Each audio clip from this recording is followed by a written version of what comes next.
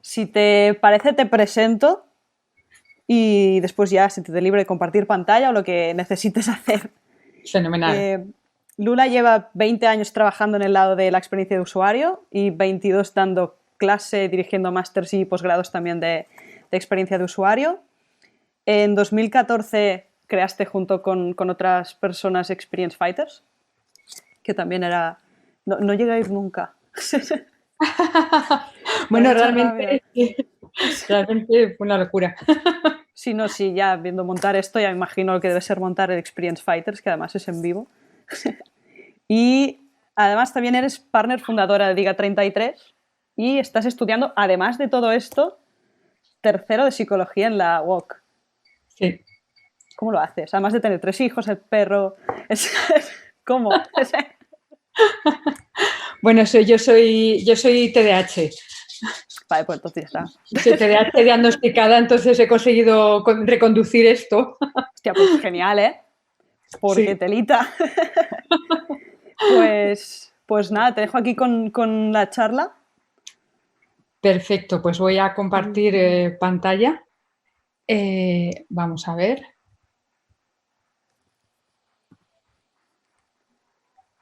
Sí, va. A ver. A ver si quiere, que al final a veces la Sí. tecnología va como quiere, literalmente. Uy, se nos ha ido Lula. Y nada, ahora viene de...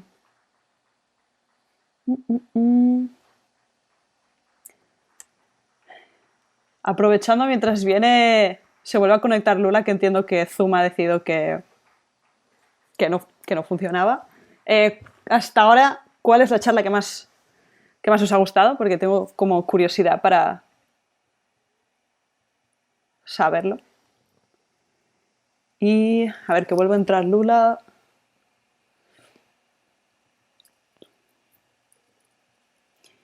Ti, ti, ti.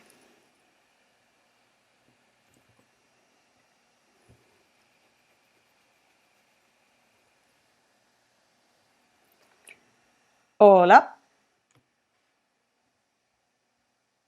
Espera. Ahora sí. Ahora, no sé qué ha pasado. Según has dicho, la tecnología va como quiere. Zoom ha hecho. Sí, ya.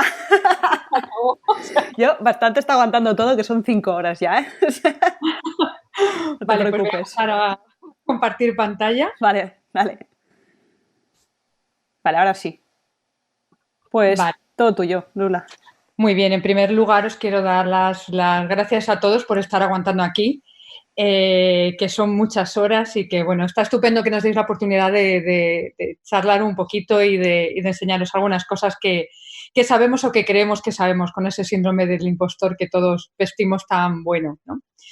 En primer lugar, quiero darle las gracias a Chris, que está ahí recogiendo la batuta de hacer cosas, que me encanta UI from Mars y que alucino también con la actividad que tiene y que es una gozada leerla. Y bueno, os voy a contar un poquito de lo que quería hablar yo hoy, ¿vale? Hoy quiero hablar de investigación y de UX. Y este va a ser un ejercicio un poco como de autocrítica al sector, de autocrítica a la formación en el sector, etcétera, y de un poco de dar cera a pulir cera, ¿no?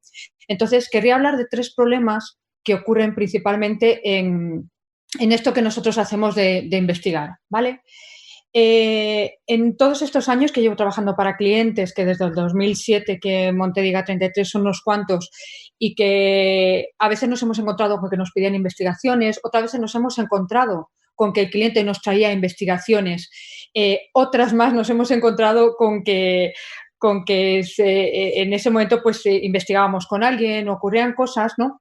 Yo he detectado 3 problemas de los que quería hablaros y los que quería dejar, pues eso, ese pequeño ejercicio de autocrítica, que nos planteemos mejor cómo hacemos las investigaciones, con quién contamos, qué tipo de perfiles lo hacen, qué tipo de diseños hacemos y cómo recogemos esos resultados y cómo somos conscientes de esta parte, ¿no?, de nuestra profesión. Entonces, en primer lugar, yo me he dado cuenta que a menudo se investigan cuestiones UX que no son necesarias, ¿vale? ¿Y qué quiero decir con esto? Pues un ejemplo muy claro, voy a hablar del test de usuarios, ¿vale? Y yo sé que soy algo criticada en el sector por mi manía con el test de usuarios, ¿vale? El test de usuarios, como la mayoría sabréis, pues es la investigación sobre el uso de un producto, ¿vale?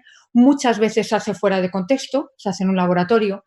Para mí suele ser un hito predesarrollo que alarga el time to market del producto probando un prototipo, ¿vale? Cuando de todos modos luego va a haber pruebas en real, ¿no? Y yo he descubierto que los descubrimientos de los buenos diseñadores en el test de usuarios son inferiores al 1% de la funcionalidad, es decir, no son críticos, ¿vale? ¿Qué solución planteo yo a mis clientes con la cuestión de los test de usuarios? ¿Vale? Porque otra de las cosas que me preocupan es lo que digo en el tercer punto, ¿no? Alargar el time to market, ¿no? Lo más importante para muchos de nuestros clientes es salir con el MVP, es salir con el producto, iterar, crecer, etcétera. Entonces, ¿qué solución planteo? Pues que se haga un buen UX, que haya un buen etiquetado analítico, ¿vale? Con un estudio posterior de métricas y que durante la iteración se haga el trabajo de CRO, ¿vale? Que además hay empresas estupendas dedicadas a esto, pues como puede ser un Flat, ¿vale? Que realmente se dedican a este tipo de trabajo que va apurando el porcentaje de mejora y que lo hacen muy bien, pero que el test de usuarios no te garantiza que no vayas a necesitar hacerlo después, ¿vale? ¿Qué excepciones planteo yo? Voy a quitar esta ventanita de por aquí, ¿vale? Pues excepciones como todo, ¿vale? Productos que impactan en la salud o la vida de los usuarios. Pues como digo siempre, los experimentos con Coca-Cola. No voy a probar un producto que tiene que hacer una medición de un dato relevante para el usuario, para la gestión de su salud, después de lanzar el producto, ¿no? O sobre todo interfaces físicos, ¿vale? Aquí estoy hablando muchas veces de apps, de webs, etcétera, ¿no? Los productos para usuarios con discapacidad sensorial o de comunicación motriz o mental, ¿vale? Este tipo de productos muchas veces es complicado recibir feedback si no es en vivo, ¿vale? Entonces, es importante realizar estos test con los propios usuarios, ¿vale? O segmentos de la población más vulnerables. En esos casos, yo lo que digo siempre es que investiguemos con otro tipo de metodologías que no sean llevarnos a alguien al laboratorio y sacarlo de su entorno, ¿no? A mí me gusta mucho el shadowing, me gustan mucho las observaciones no participantes, donde te quedas aparte y ves lo que está pasando, ¿no? Los registros o los diarios de uso de los propios usuarios dan muchísima información y son estupendos, ¿vale? A ver, que no me avanza ahora la presentación, no sé por qué. Ahora, ¿vale? ¿Por qué soy tan magnética con el laboratorio? ¿Vale? Pues por la importancia del contexto, ¿vale? Los test en laboratorio muchas veces no proporcionan toda la información sobre el uso de lo que queremos probar, ¿no? Porque omiten los datos del momento de uso. Entonces, para mí eso es muy importante. El momento de uso interfiere en recursos cognitivos clave para utilizar cualquier producto de servicio, que son la percepción, la atención o la memoria, ¿vale? Es distinto cuando yo estoy en un laboratorio prestando toda mi atención a un producto que cuando yo tengo que utilizar el producto conduciendo, que cuando tengo que utilizar el producto haciendo la compra, etcétera. La atención dividida es uno de nuestros mayores problemas a la hora de recoger información y en un laboratorio eso no se produce, ¿no? Para mí un usuario en el laboratorio es un usuario con superpoderes, no es representativo, ¿vale? Y luego hablaremos del tema de la representatividad.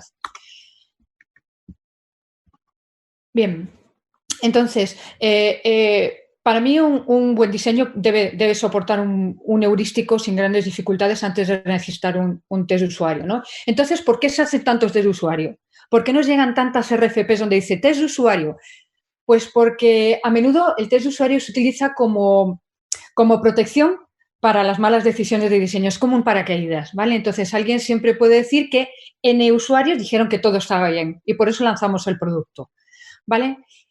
Y por otro lado, existe la creencia de que el proyecto es más redondo porque yo como proveedor, en mi respuesta al proyecto, he ofrecido investigación, ¿vale?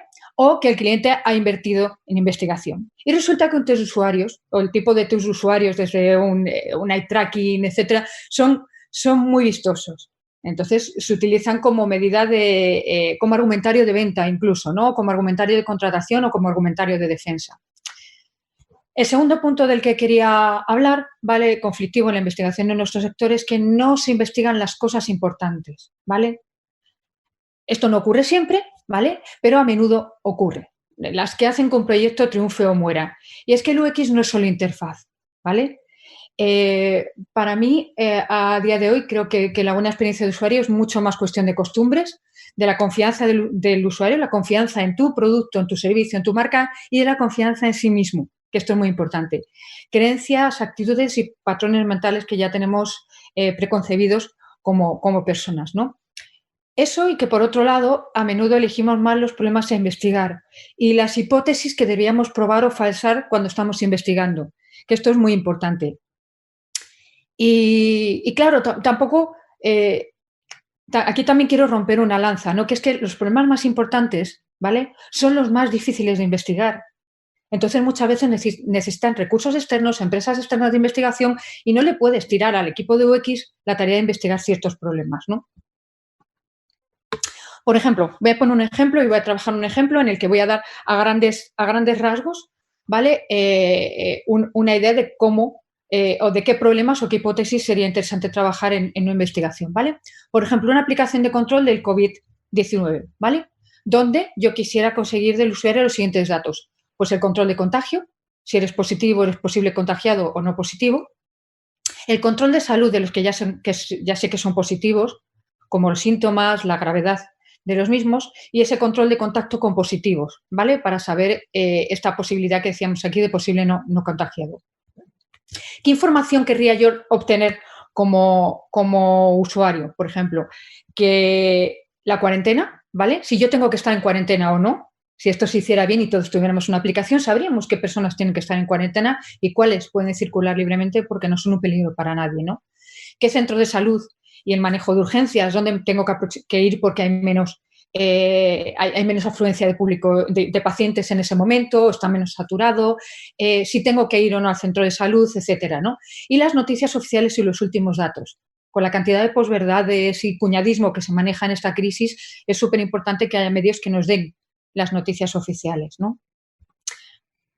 Interacciones que querríamos tener con el usuario, pues las citas, el seguimiento, etcétera. O sea, podría seguir así la media hora y lo que me queda. Así que voy a dejarlo aquí para hacernos una idea de cómo sería el brief de este producto o una pequeña aproximación, ¿vale?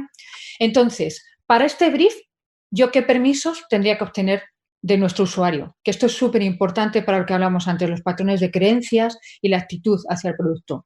Tus datos personales, ciertos datos médicos, datos sociales, o sea, los contactos con los que te mueves o con los que estás al lado en un momento determinado y tu geoposicionamiento, pues si no consigo los primeros, ¿vale?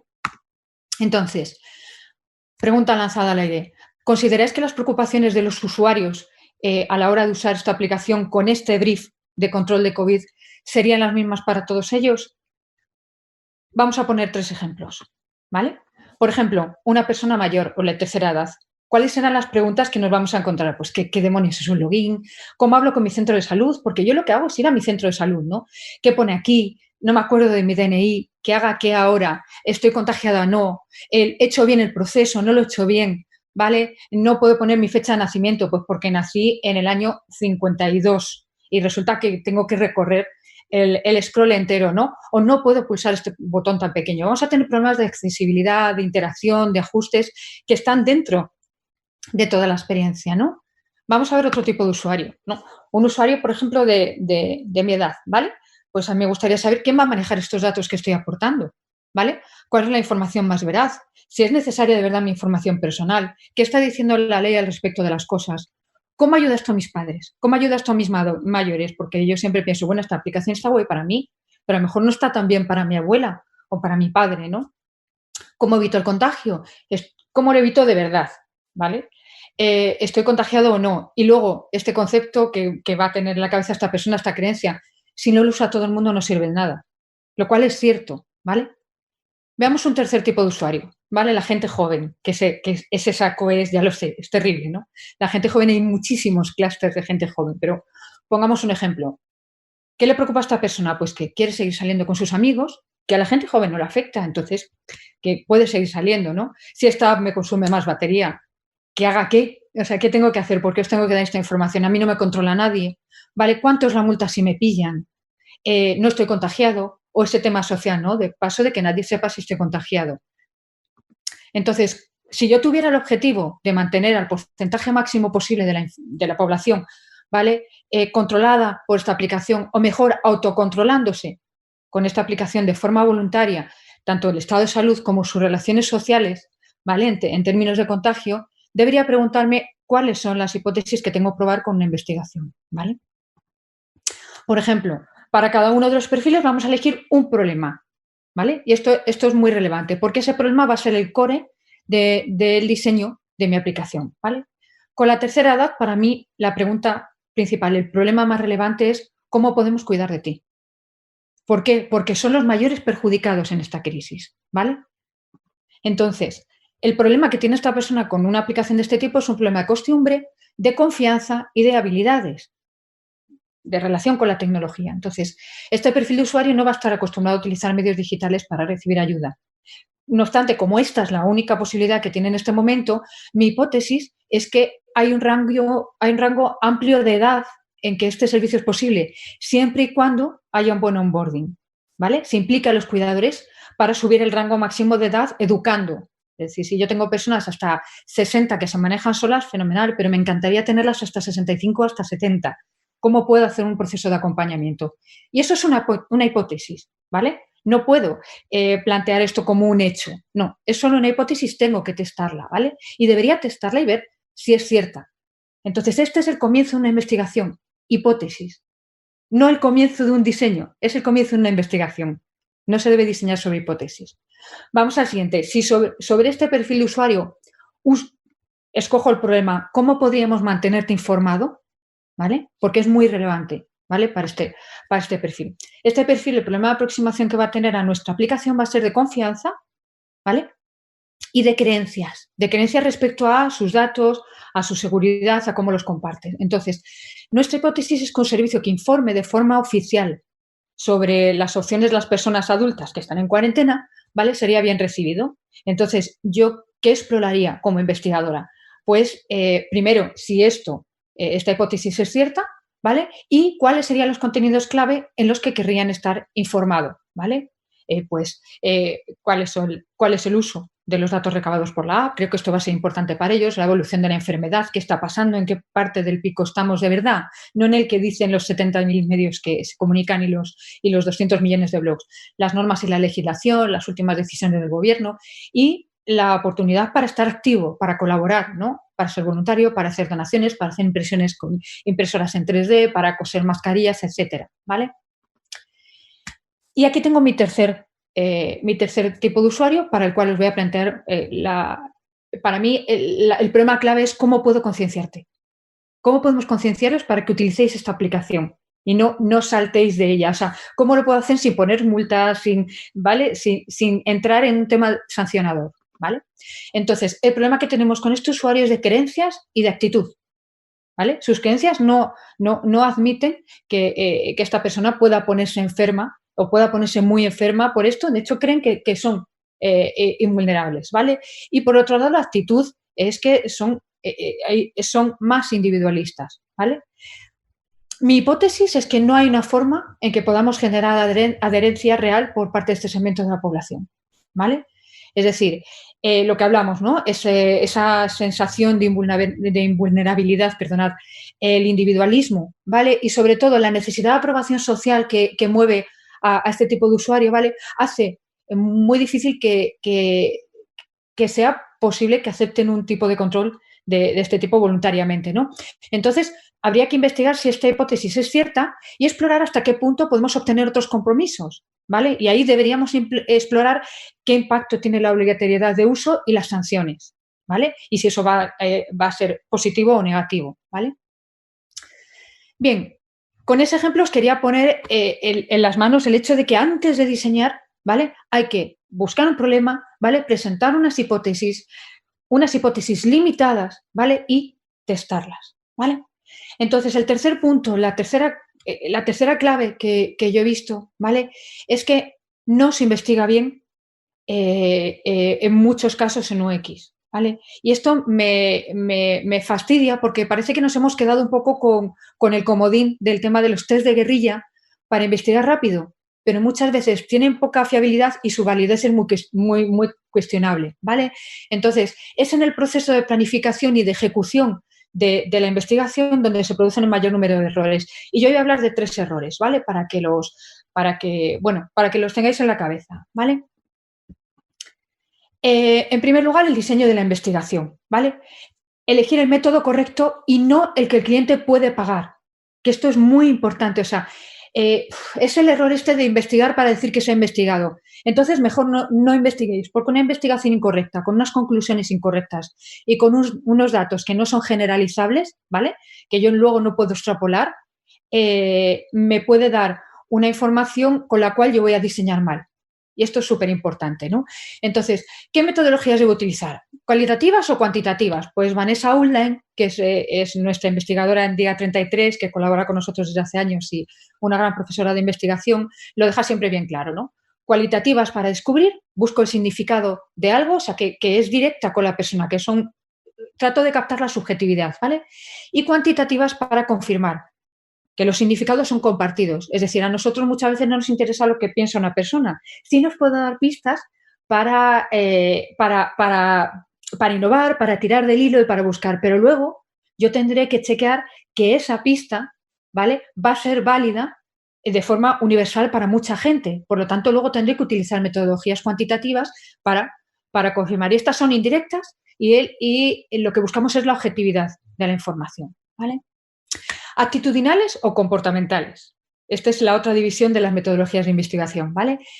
Es muy gracioso porque todos tenemos una actitud hacia determinadas cosas que luego no se corresponden con cómo nos comportamos. A todos nos gusta comer sano con nuestra familia, pero a lo mejor un día nos pilláis en un Burger King y no por ello consideramos que dejemos de comer sano, ¿no? Entonces, las actitudinales nos informan de la disposición de las personas a actuar de una forma u otra, mientras que las comportamentales nos dicen cómo se comportan de verdad las personas en esas situaciones, no cómo querrían comportarse, ¿vale?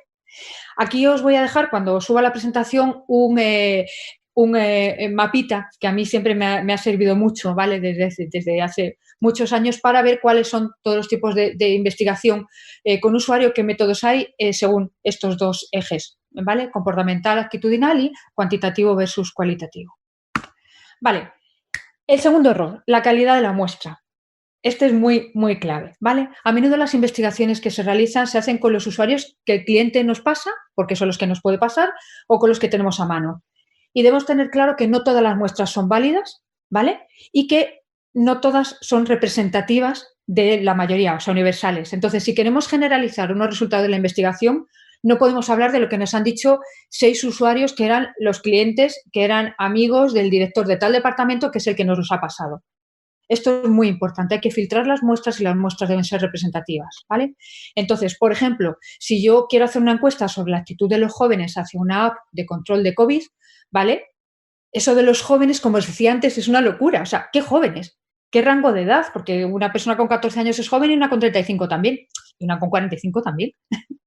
¿Qué nivel cultural, qué nivel socioeconómico, qué distribución demográfica? Entonces, debemos realizar siempre un muestreo que nos permita extraer qué número de sujetos representativos de cada segmento que quiero analizar tengo que investigar. Pero todos tienen que estar representados, ¿vale?, de la forma correcta. Entonces, como luego voy a hablar de los sesgos, aprovecho para deciros que cuando una muestra es seleccionada de esa manera, que se llama por conveniencia, se produce un sesgo de inclusión. Creemos que las opiniones de todo el mundo están incluidas en las de esa pequeña muestra que hemos podido escoger, ¿vale? Y es un sesgo bastante grave. Y por último, quería hablar del error 3, ¿vale?, que son precisamente los sesgos, ¿vale? Como antes decía Mary, los sesgos no son malos, nos ayudan a ahorrar tiempo, porque nosotros no podemos procesar toda la información, tenemos que utilizar atajos para reaccionar a tiempo, si no seríamos animales muy lentos si tuviéramos que hacer todo el procesamiento de la información. Nuestro cerebro ya tiene atajos, ¿no? Entonces, esos sesgos son prejuicios cognitivos que a nosotros nos pueden influir en el resultado de la investigación. Entonces, os voy a hablar de 4 sesgos así rápidamente, ¿no? Hay sesgos por parte del investigador, ¿vale?, que se pueden producir antes de la investigación, durante la investigación e incluso después, ¿vale? Hay sesgos del sujeto, hay sesgos de las herramientas que utilizamos para medir los datos. Hay muchísimos tipos de sesgos, ¿no? Entonces, yo voy a dejar 4 aquí porque son los que más se producen y para mí son evitables, ¿vale? El de confirmación es cuando como investigadores solo buscamos confirmar nuestras hipótesis. O sea, suponed que yo he decidido que la gente joven, mi hipótesis es que no va a aceptar esta aplicación y yo lo que hago es que cojo y le digo al cliente, los jóvenes no van a utilizar esta aplicación. y me voy a hacer una investigación y mis preguntas son, están dirigiendo al usuario a confirmar mis primeras sensaciones, ¿vale? Tenemos que tener mucho cuidado con eso y tratar de ser objetivos, ¿vale? Por eso siempre digo que hay que trabajar varios investigadores juntos y chequear, testar, pelotear y comparar investigaciones, ¿vale? El sesgo del entrevistador. Este lo he visto 1000 veces cuando se conducen focus, cuando se hacen test de usuarios. Yo he visto grabaciones que eran de libro. Entonces, esto ocurre cuando involuntariamente el entrevistador está orientando las acciones o induciendo las respuestas, ¿vale? Entonces sería, ¿verdad que no te importaría que una aplicación te ayudara a bla, bla, bla, bla? No podemos hacer ese tipo de preguntas, porque obviamente que no le importaría. Entonces, no debemos conducir. Nuestras preguntas tienen que ser objetivas, limpias y sin una dirección, ¿vale? De hecho, muchas veces debemos preguntar otras cosas para conseguir la respuesta que queremos. No podemos preguntarla directamente porque el usuario nos va a contestar lo que queremos y no es lo que queremos, ¿vale? Como investigadores. El sesgo de representatividad es cuando damos importancia excesiva a una información puntual, porque, por ejemplo, nos gusta. Ha salido dentro de la investigación una posible funcionalidad muy necesaria para 2 usuarios y de repente decimos, ¡buah! Esto es una pasada. Esto como diseñador me encantaría hacerlo. Entonces, de repente das importancia a esa información cuando no es extensible, ¿vale? Y por último, quería hablaros de un sesgo del sujeto investigado, ¿vale? De las personas. Las personas, cuando llegan a una investigación, ¿vale? A una entrevista, lo que creen es que están siendo examinadas, ¿vale? Muchas veces preguntan, ¿lo he hecho bien? Y no, somos nosotros los que lo tenemos que hacer bien, no el usuario con el que estamos haciendo la investigación o los usuarios con los que estamos haciendo la investigación, ¿no? Entonces, el sesgo de deshabilidad social ocurre cuando el sujeto digamos que da respuestas orientadas a gustarnos, a hacerlo bien o a conseguir de nosotros una reacción que sea de aprobación, ¿vale? María Velasco, ¿vale? Muy buena amiga mía y buena investigadora, siempre habla de una investigación que hizo con una eléctrica donde al entrevistar a los usuarios en sus casas todos le enseñaban las facturas de electricidad ordenaditas en una carpeta y tal, y ella flipaba y decía, jolín, qué organizada es esta gente, soy un desastre, ¿no? Y un buen día pidió un vaso de agua y al ir a la cocina y tirar un chicle, se encuentra con que en la basura estaban todos los sobres de las facturas que había abierto el usuario, el sujeto, antes de ir a la investigación, antes de ir a la entrevista, ¿no? De que llegara el investigador. Entonces, claro, aquí nos damos cuenta de que realmente el comportamiento de estas personas seguramente era meter los sobres en el cajón de las facturas y no mirarlos salvo cuando encontraban algo raro en el banco. Pero inicialmente todos lo tenían como súper ordenadito, como si fueran a examinarles. Esto es lo que hablábamos del sesgo de deshabilidad social, ¿no? Entonces, ¿qué quiero decir con toda esta charla, no? En resumen, investigar es algo muy serio, ¿vale? Y investigar mal no es investigar. A veces es preferible no es investigar y trabajar con nuestras suposiciones como diseñadores UX, porque el problema principal de una mala investigación es que te dan unos datos que luego van a conducir tu trabajo, ¿no? Entonces, yo siempre os recomendaría a las personas que estáis empezando a hacer esto, que os gusta mucho la investigación, que os documentéis mucho y que trabajéis que leáis mucho, sobre todo trabajos que ya traen investigaciones, ¿no? Investigaciones hechas de principio a fin para que veáis cómo funciona, ¿no? Desde el diseño hasta la recogida de datos y hasta la presentación de las conclusiones. Entonces, por último, la gente que me conoce, que doy clases, sabe que siempre voy con una bolsa llena de libros. Como aquí no puedo, he decidido traeros los libros digitalmente, ¿no? Y daros una pequeña lista de los libros que a mí me flipan sobre investigación, ¿vale? Y son solo 8, ¿vale? 100 cosas sobre la gente que todo diseñador necesita saber, 1 y 2, os van a encantar, súper fáciles de leer y la verdad que son 2 libros estupendos, ¿vale? Con grandes descubrimientos. 2 libros de diseño de investigación y de métodos de investigación, que para mí son estupendos. Bueno, este va por la 10ª edición, no os digo más. Y dentro de los libros que me gustan mucho, The Field Study Handbook, que es de la derecha, es un libro así de gordo, gigantesco, que tiene un montón de ejemplos de estudios de campo, ¿vale? Que a mí me gustan muchísimo, ¿vale? Un libro estupendo que que os va a gustar mucho, que es el segundo y que es muy fácil de leer también, sería Investigación cuantitativa para investigadores cualitativos. Nosotros, desde UX, por defecto, somos investigadores cualitativos. Vamos a la entrevista, a preguntar, a investigar en profundidad. Sin embargo, esta aproximación para enseñarnos a hacer investigación cuantitativa con nociones básicas de estadística y de análisis de datos y tal, os va a gustar mucho, ¿vale? Luego, aquí tenemos un libro sobre entrevistas de usuarios, ¿vale? Para extraer insights y demás, cómo construir el guión de la entrevista, cómo se hace una entrevista semiestructurada, estructurada, abierta, os va a gustar bastante.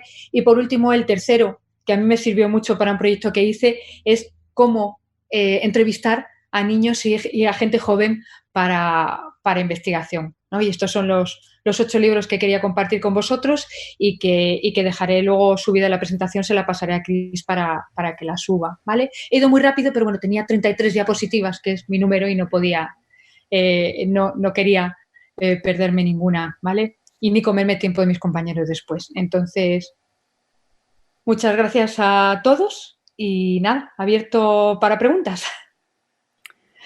Hola, Lula. Muchas gracias por esta charla, porque creo sinceramente que hacía falta un poquito de poner los puntos sobre las IES en el tema de investigación de usuarios.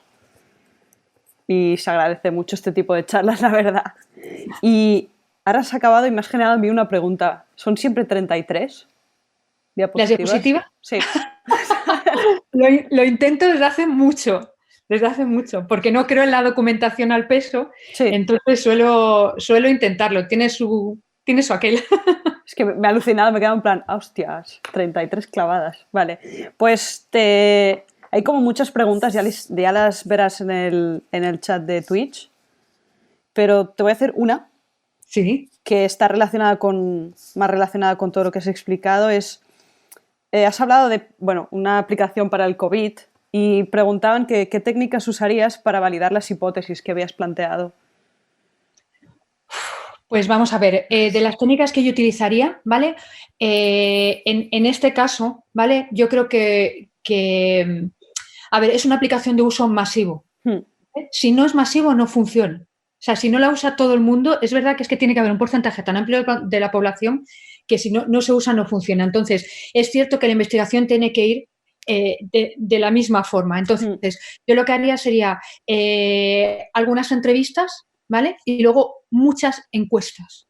Vale. O sea, utilizaría metodologías de encuestas con, digamos, bloques de preguntas, una encuesta de 10 preguntas, ¿vale? Para ir probando puntos de la hipótesis, ¿vale? Y lo que haría sería ciclos de encuestas, ¿vale? Hasta llegar a las conclusiones que fueran válidas. Sí. Vale, pues muchas gracias por esta charla. ¿Me pasarás a mí las diapositivas o súbelas o como quieras? Te las paso y todas tuyas. Vale, pues ya las compartiré. Pues nada, Lula, muchas gracias por estar aquí. Gracias a todos. Hasta luego. Hasta luego.